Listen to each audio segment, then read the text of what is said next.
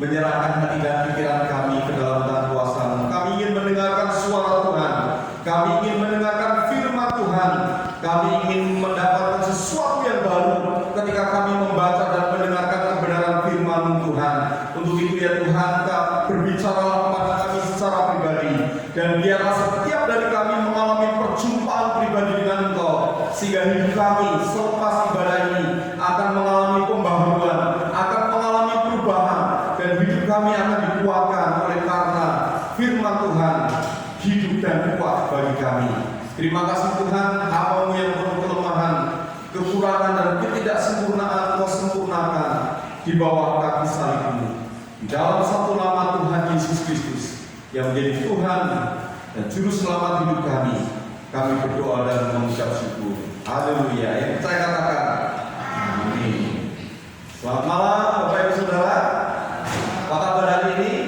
Luar biasa. Ya, luar biasa karena Tuhan kita luar biasa. Dan saya menyambut Bapak Ibu dan Saudara yang sudah hadir beribadah bersama-sama pada malam hari ini. Dan kita semua bersyukur keluarga Bapak Joni dalam kapasitas sebagai Bapak Ketua Wilayah 4 BBAI hadir bersama-sama dengan kita sekalian. Dan selamat datang Bapak Ibu dan adik-adik sekalian. Dan saya ingin menyambut saudara. Siapa di antara saudara yang baru pertama kali hari ini hadir dalam ibadah ini? Ada yang baru pertama kali? Puji Tuhan ya. Kami senang sekali Bapak Ibu dan saudara boleh hadir kembali di minggu depan dan minggu-minggu selanjutnya. Hari ini kita sudah memasuki minggu yang ketiga saya ada di tempat ini. Dan seri khotbah saya masih tetap sama, berbicara tentang Yesus Kristus. Yesus mengatakan, "Akulah, aku adalah." Ya, 7 kali Yesus mengatakan itu dalam Injil Yohanes, dan selama 7 minggu kita akan mendengarkan firman Tuhan yang merupakan pengakuan Yesus Kristus. Hari ini kita sampai kepada Yohanes pasal yang ke-10 ayat 1 sampai 10, dan minggu depan mungkin akan dipotong karena kita akan mengadakan acara khusus, dan 2 minggu lagi kita akan masuk ke bagian yang keempat, sebuah bagian yang luar biasa untuk kita ketahui bersama-sama. Hari ini kita sampai kepada akulah pintu. Itu kata Tuhan Yesus Kristus. Saudara bisa melihat dari pasal yang ke-10 ayat 1 sampai ayat yang ke-10. Namun sebelumnya saya ingin mengajak saudara memperhatikan slide berikutnya. Kalau saudara ingin mendapatkan pelayanan doa dan konseling secara pribadi, saudara boleh menghubungi kami, yaitu saya, dan yang telepon itu istri saya ya, bukan anak saya. Ya. Itu istri kami berdua siap melayani saudara. Kalau saudara ingin mendapatkan pelayanan doa dan konseling secara pribadi, saudara boleh menghubungi kami. Ada 2 nomor. Yang pertama itu nomor handphone saya, boleh telepon, boleh WA. Kalau WA tidak bisa berarti sedang tidak bisa pakai data. Yang kedua itu nomor istri saya. Kalau saudara merasa lebih nyaman, ibu-ibu lebih nyaman dengan konseling dengan istri saya, ya saya harap dan ibu konseling dengan istri saya ya. Yang bapak boleh dengan saya, jangan dibalik ya. Ya, saudara bisa menghubungi saya lalu atau istri saya. Kami tinggal di KPR nomor 5. Kita kasih nomor sendiri rumahnya ya, nomor 5 ya. Karena belum ada nomornya, dikasih nomor 5. Kita urutkan dari gereja sampai dengan ini. Lalu ada beberapa media sosial yang kami pakai. Kalau saudara ingin mendengarkan khotbah saya atau khotbah yang ada di tempat ini, biasanya setiap hari Senin baru akan diupload di YouTube lewat channel Arianto Budiono. Saudara bisa melihat khotbah 2 minggu yang lalu maupun nanti hari ini akan diupload mungkin hari Senin atau hari Selasa, saudara bisa melihatnya. Nah, itu sekilas perkenalan. Atau mungkin kalau saudara ingin mencatat nomor handphone saya, boleh di sini. Kalau saudara ingin tanya nomor rekening nanti saja ya. Ya, saudara, selanjutnya kita akan kembali kepada judul kita, Yesus Kristus adalah pintu keselamatan. Itu yang dikatakan oleh Yesus sendiri, akulah pintu. Kalau saudara membaca Yohanes pasal yang ke-10 ayat 1 sampai dengan ayat yang ke-21, ini ada 2 cerita atau 2 analogi atau 2 metafora yang Yesus sampaikan. Pada ayat 1 sampai dengan ayat yang ke-10, Tuhan Yesus mengatakan, akulah pintu. Akulah pintu menuju domba-domba. Lalu ayat 11 sampai dengan ayat 21, Tuhan Yesus membicarakan dirinya adalah gembala yang baik. Jadi 2 cerita ini, 2 perumpamaan ini tidak boleh digabungkan dalam sebuah cerita yang sama. Ini adalah cerita yang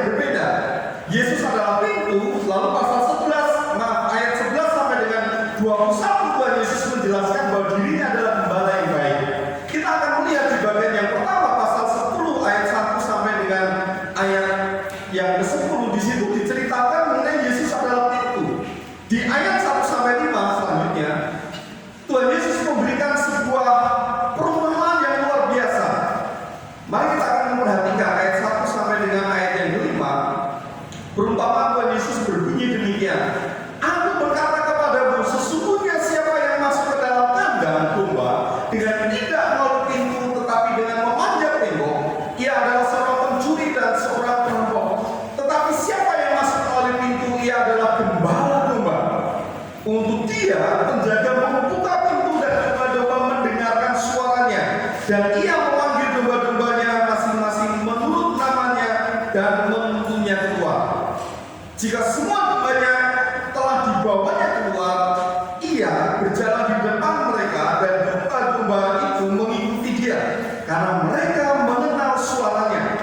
Tetapi seorang asing pasti tidak mereka ikuti, malah mereka lari daripadanya, karena suara orang-orang asing tidak mereka kenal. Ayat yang ke-6. Itulah yang dikatakan Yesus dalam perumpamaan kepada mereka, tetapi mereka tidak mengerti apa maksudnya. Ia berkata demikian kepada mereka. Bapak Ibu dan Saudara yang saya muliakan, Tuhan, ayat 1 sampai 5 Tuhan Yesus memberikan perumpamaan kepada murid-muridnya bahwa dialah pintu untuk menuju domba-domba ini. Kalau kita hubungkan dengan pasal sebelumnya, khotbah saya minggu yang lalu, pasal yang ke-9 ayat 1 sampai dengan ayat 41, kita melihat bahwa Yesus menyembuhkan orang yang buta sejak lahirnya. Sejak lahir orang itu buta. Ketika Tuhan mencelingkan mata orang buta itu, apa yang terjadi? Orang-orang Farisi menolak orang yang mendapatkan mujizat ini. Orang-orang Farisi menolak orang ini. Perhatikan pasal 9 ayat 35. Yesus mendengar bahwa ia telah diusir keluar oleh mereka. Orang buta ini diusir. Lalu akhirnya Tuhan Yesus memberikan perumpamaan, akulah pintu, masuklah melalui aku untuk masuk ke kandang ini. Jadi ini kaitannya dengan pasal yang ke-9 ayat 1 sampai dengan ayat 41. Tuhan Yesus memberikan satu cerita yang luar biasa bahwa dirinya adalah pintu untuk mendapatkan, untuk masuk ke sebuah tempat yang aman. Ada orang-orang yang ditolak oleh orang Farisi, ada orang yang tidak diterima oleh orang-orang Farisi pada waktu itu, ada orang yang diusir oleh orang-orang Farisi pada waktu itu. Dan Yesus mengatakan, akulah pintu, masuklah dan kamu akan mendapatkan kenyamanan di dalam kandang domba. Bapak Ibu dan Saudara yang saya kasih dalam Tuhan, ini perumpamaan yang disampaikan oleh Yesus Kristus. Tapi yang menariknya adalah, saudara lihat ayat yang ke-6. Murid-muridnya tidak mengerti apa maksudnya. Murid-muridnya tidak mengerti apa maksudnya. Tapi sungguh luar biasa, Yesus Kristus pada akhirnya menjelaskan kepada murid-muridnya arti perumpamaan itu. Ayat yang ke-7 sampai 10, mari kita akan perhatikan bersama-sama. Maka kata Yesus sekali lagi, aku berkata kepadamu, sesungguhnya akulah pintu ke domba-domba itu. Semua orang yang datang sebelum aku adalah pencuri dan perampok, dan domba-domba itu tidak mendengarkan mereka. Akulah pintu. Barang siapa masuk melalui aku, ia akan selamat dan ia akan masuk dan keluar dan menemukan padang rumput.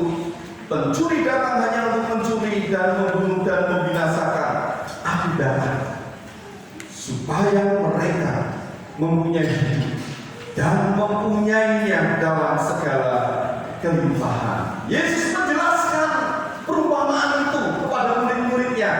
Yesus menjelaskan kepada kita arti perumpamaan itu. Beberapa kali Tuhan Yesus mengatakan, akulah pintu ke domba-domba itu. Akulah pintu ke domba-domba itu. Apa maknanya bagi kita, Bapak Ibu dan Saudara? Mari kita akan perhatikan satu demi satu makna dari apa yang Tuhan Yesus sampaikan. Yang pertama, mari kita akan perhatikan, Yesus Kristus adalah satu-satunya akses. Yesus Kristus adalah satu-satunya akses. Saudara perhatikan di sini, Yesus beberapa kali mengatakan, akulah pintu. Aku ini pintu masuk ke kandang. Domba-domba harus melewati aku. Tapi yang menarik, saudara, dalam perumpamaan ini, Tuhan Yesus memberikan dua hal penting. Hanya ada dua kemungkinan orang yang masuk selanjutnya. Yang pertama adalah gembala. Gembala itu masuk lewat pintu. Tetapi ada yang bukan gembala, yang masuknya ke mana? Manjat tembok, saudara. Ada yang suka manjat tembok. Yesus katakan orang yang memanjat tembok itu adalah pencuri dan perampok.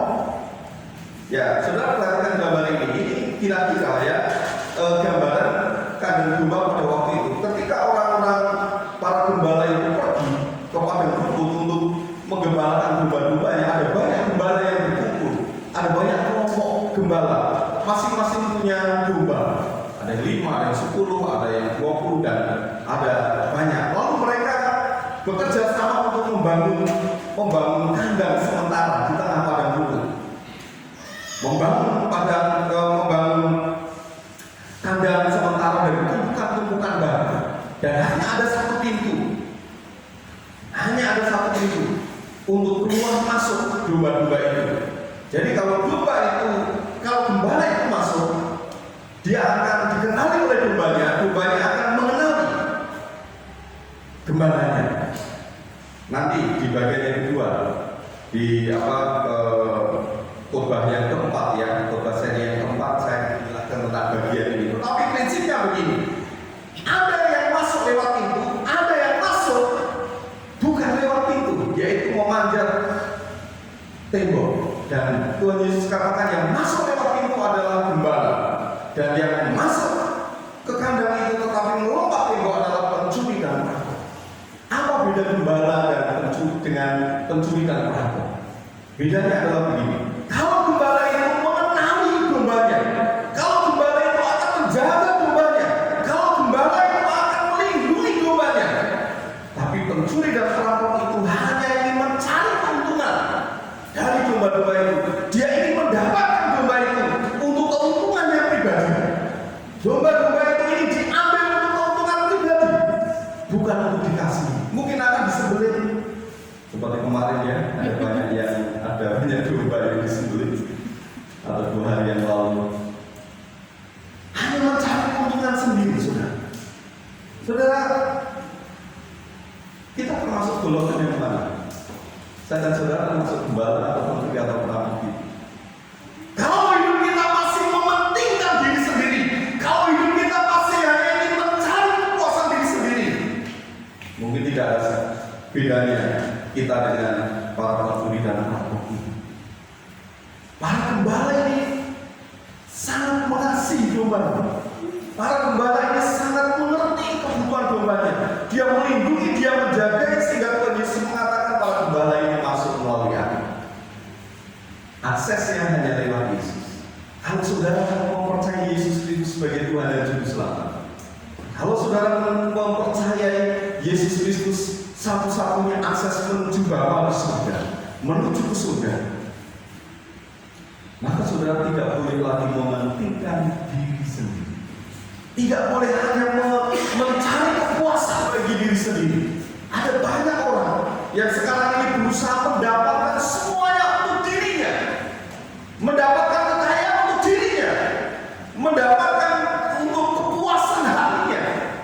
Dan Yesus Kristus mengatakan kepada kita, kalau kau percaya aku sebagai pintu, maka jadilah gembala yang bukan hanya mencari kepuasan bagi diri sendiri. Selanjutnya, Yesus Kristus adalah satu-satunya jalan kepada Bapa di surga. Tidak ada yang lain. Inilah eksklusivisme iman Kristen. Hari ini, saudara, kita diingatkan kembali. Kalau kita mengakui Yesus Kristus sebagai satu-satunya akses, satu-satunya jalan, satu-satunya pintu menuju kepada keselamatan, maka kita tidak boleh lagi untuk mementingkan diri sendiri. Yang kedua, apa yang bisa kita pelajari? Apa yang bisa kita terapkan dari perumpamaan Tuhan Yesus? Yang kedua adalah Yesus Kristus tempat perlindungan. Wah, ini merupakan sebuah janji yang luar biasa, saudara.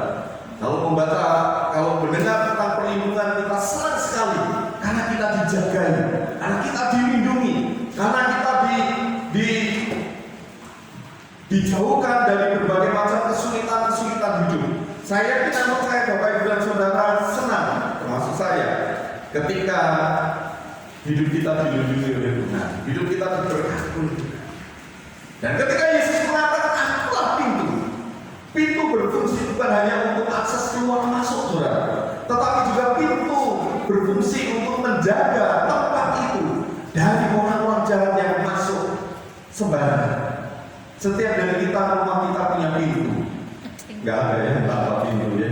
Pasti semua punya pintu. Ada pintu masuk di depan, kadang di belakang ada tambahan pintu. Tempat tinggal yang tempat pastori itu, tempat tinggal kami, pintunya banyak sekali, saudara ya. Pintunya banyak. Mau masuk lewat sini bisa, masuk lewat situ bisa. Dan luas sekali pastorinya, jadi bisa petak mungkin. Nah, saudara kesayang Tuhan, ketika Yesus mengatakan akulah pintu, berarti itu membicarakan tentang sebuah tempat yang dilindungi. Memang ada apa namanya kesulitan yang akan dialami oleh domba-domba yang di dalam kandang itu. Kalau ada pencuri yang lompat lewat tembok, melompat di tembok, mungkin tidak aman. Tetapi dengan adanya pintu, setidaknya ada keamanan, ada perlindungan. Dan saya tidak percaya Tuhan kita adalah Tuhan yang melindungi kita. Amin. Tuhan kita adalah Tuhan yang perhatikan kita, memproteksi kita, memagari kita dari berbagai macam kesulitan-kesulitan hidup atau tekanan-tekanan yang mungkin tidak bisa kita tangani, saudara. Tadi saya membaca berita, saudara. Menteri Keuangan Jerman, ya, Menteri Keuangan Jerman itu depresi lalu bunuh diri, saudara. Gara-garanya apa? Gara-garanya negaranya mengalami resesi. Jerman resesi, padahal Jerman menjadi salah satu negara yang sangat cepat menangani pemulihan COVID-19 selain Taiwan. Jadi Jerman dan Taiwan adalah dua negara yang paling cepat menangani COVID-19. Tertangani, tetapi ekonominya tidak tertangani. Akhirnya Menteri Keuangannya apa? Depresi, lalu akhirnya bunuh diri. Ya, kita bersyukur ya, negara kita tidak sampai resesi. Hampir, tapi tidak. Karena saya yakin dan percaya Tuhan mengasihi Indonesia. Ya, saudara yang sayang dengan Tuhan, Yesus Kristus adalah tempat perlindungan. Dan saya tidak percaya kita semua mengamini dan mempercayai ini. Oleh karena itu, ketika kita hidup dalam dunia ini, kita tetap harus mengandalkan Tuhan. Meskipun kita mengandalkan Tuhan, saudara, manusia terikat dengan tiga jenis hukum. Selanjutnya, saudara. Ya, kita terikat dengan yang pertama, hukum Tuhan. Firman Tuhan mengikat kita, saudara. Apa yang dikatakan oleh firman Tuhan memang harus kita turuti. Sebagai orang-orang Kristen, kita diikat dengan hukum Tuhan. Ya. Jadi kalau ada larangan-larangan memang harus diikuti, ada perintah harus dilakukan. Lalu yang kedua, kita terikat dengan yang namanya hukum alam. Hukum alam itu begini. Kalau ada kelapa jatuh dari pohonnya, jatuhnya kemana, saudara? Ke bawah. Itu hukum alam. Kalau saudara melempar handphone ke atas, jatuhnya kemana? Walaupun semula ke atas, tapi jatuh ke bawah. Ya, saudara, itu hukum alam. Kalau saudara pergi ke pantai, lalu ada air, apakah saudara bisa berjalan di atas air? Tidak bisa. Itu hukum alam, pasti saudara akan tenggelam. Walaupun saudara bisa berenang, tetapi tidak bisa semua tubuh saudara ada di atas air. Itu hukum alam. Kita terikat dengan hukum alam. Yang ketiga, kita terikat dengan hukum manusia. Hukum manusia. Kita hidup di masyarakat, ada aturan-aturannya. Kita hidup di negara, ada aturan-aturannya. Dan kita terikat itu. Kalau naik motor harus pakai helm, harus punya SIM. Kalau naik mobil harus enggak pakai helm. Ya, sekarang harus memakai, kemana-mana harus memakai masker. Ya. Kecuali kalau berpidato atau berkhotbah nggak apa-apa ya Pak ya, nggak pakai masker ya. Atau harus pakai masker ya. Karena tadi saya menonton teman saya yang khotbah, dia pakai masker. Jadi berkhotbah pakai masker. Ya, kemana-mana kita sekarang harus pakai masker, harus menjaga jarak. Ya, itu aturan atau hukum manusia dan kita terikat dengan hukum itu. Tetapi saya tidak percaya dari hukum itu, kita yakin dan percaya bahwa Yesus Kristus adalah tempat perlindungan bagi kita sekalian. Sebagai pintu, next. Yesus Kristus memberikan perlindungan kepada kawanan domba serta memberikan rasa aman kepada kita yang masuk melaluinya. Bergereja bukan sebuah hal yang, atau hukum Tuhan bukan sebuah hal yang mengikat kita sehingga kita tidak bebas melakukan apapun. Kita masih boleh melakukan banyak hal. Ya, kita terikat dengan hukum Tuhan, tetapi kita bersyukur di dalam Yesus Kristus yang memberikan perlindungan yang luar biasa dan memberikan rasa aman kepada kita yang masuk melalui. Yang kedua, yang ketiga, Yesus Kristus jaminan kehidupan. Sebagai pintu, saudara, sebagai pintu, Tuhan Yesus memberikan akses untuk domba-domba itu masuk mendapatkan perlindungan, tetapi juga domba-domba itu keluar untuk mendapatkan pada rumput yang hijau. Artinya, Yesus memberikan jaminan kehidupan kepada kita. Jaminan ketika ada di dunia ini maupun jaminan ketika kita nanti ada di surga. Beberapa kali teman-teman saya bilang begini, ketika kita melakukan banyak hal ya, lalu mereka bilang, ya upahmu besar di surga. Ya, amin ya. Saudara melayani upahmu besar di surga. Tetapi saudara saya, kita harus percaya juga selama saudara hidup di dunia ini, kita juga mendapatkan upah dari Tuhan. Karena apa? Ada jaminan. Apakah ketika kita melayani, apakah ketika kita memuji Tuhan itu Tuhan tidak memberikan upah dalam hidup kita? Saya kira percaya Tuhan memberikan upah kita juga selama kita ada di dunia ini. Karena apa saudara? Karena Yesus Kristus memberikan jaminan kehidupan. Di dunia ini ada dua kapal besar selanjutnya. Ya, ada dua kapal yang sangat besar. Sama-sama diisi oleh banyak orang. Ada kapal perang. Lalu yang kedua ada kapal pesiar. Sama-sama besar, saudara. Kalau boleh memilih, saudara memilih naik mana? Kapal perang atau kapal pesiar? Naik kapal pesiar ya. Ayah juga ingin naik kapal pesiar ya. Kemana-mana pasti enak naik kapal pesiar. Di situ semuanya tersedia dengan lengkap. Saudara, yang saya kasih dalam Tuhan, tapi terkadang hidup kita tidak selalu nyaman. Kalau dua kapal ini kita ibaratkan gereja, mari kita akan pikirkan.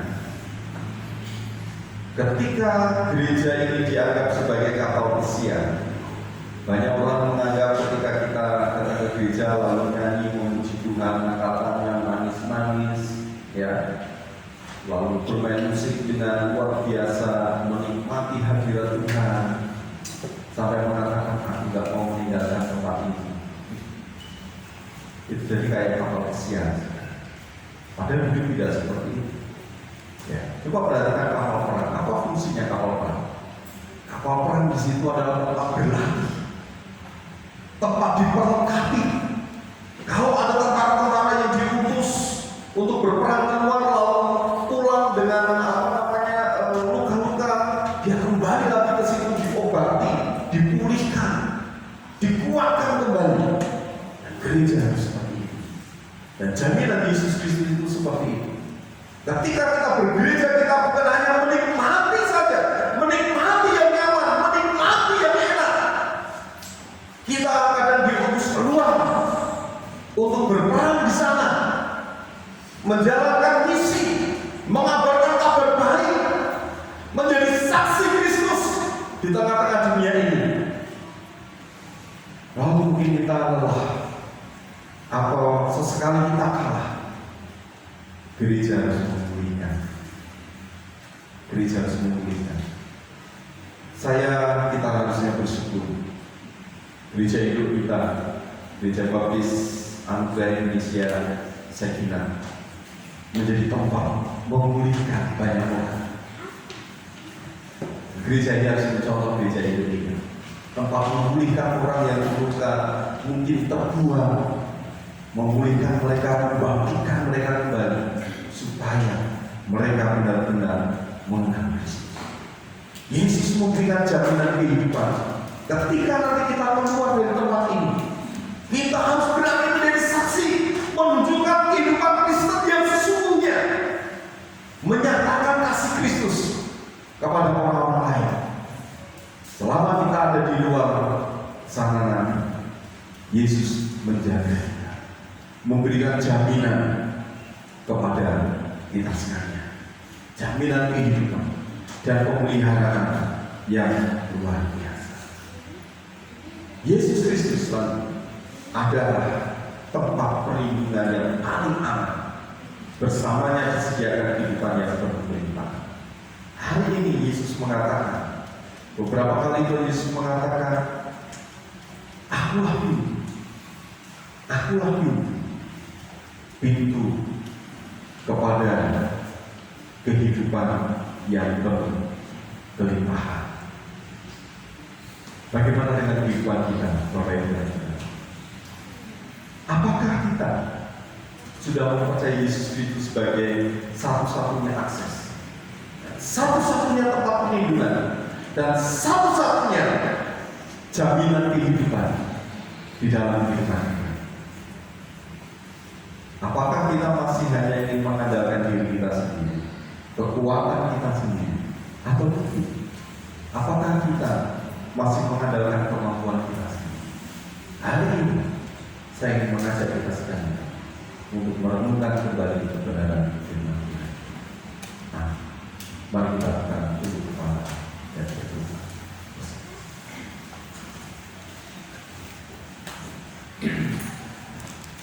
Terima kasih Tuhan,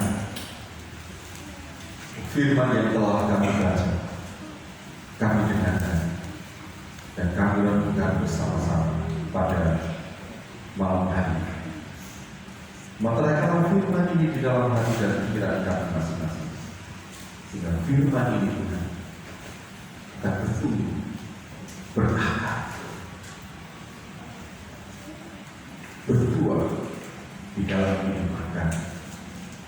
Biar satu kali lagi memberikan pengertian yang lebih dalam daripada apa yang kami sampaikan pada malam hari.